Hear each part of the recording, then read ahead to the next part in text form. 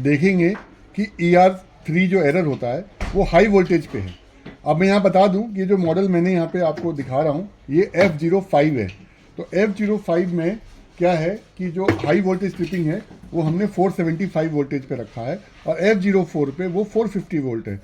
पर हम यहाँ पे 475 वोल्ट पे इसको ER3 आने पे क्या होता है वो देखते हैं।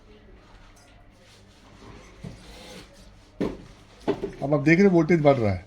अगर चलते चलते पंप में सप्लाई में अगर आपका वोल्टेज बढ़ गया तो देखिए आपका ER3 अब ये आ गया। तो ये ER3 आने का मतलब होता है कि हाई वोल्टेज या ओवर वोल्टेज, इसको आप एरर मान के चलें।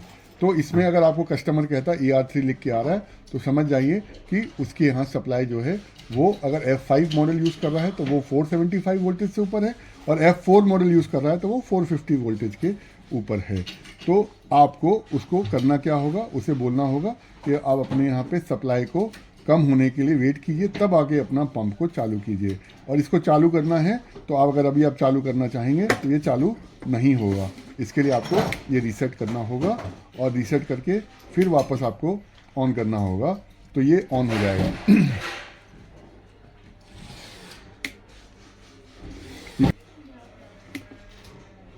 अब आप देखेंगे, मान लेते हैं कि सप्लाई हमारी फिर से आ गई, तो अब हमारी सप्लाई अब जो आएगी वो 449 की आ गई। तो अब यहाँ पे ER3 लिखा है, नहीं आएगा।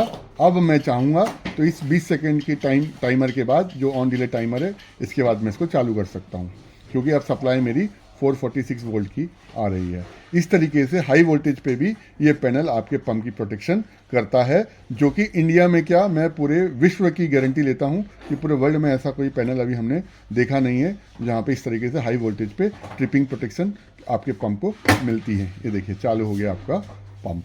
अब ये 450 के आसपास है तो ये पंप को चलने के लिए अलाउ करता है।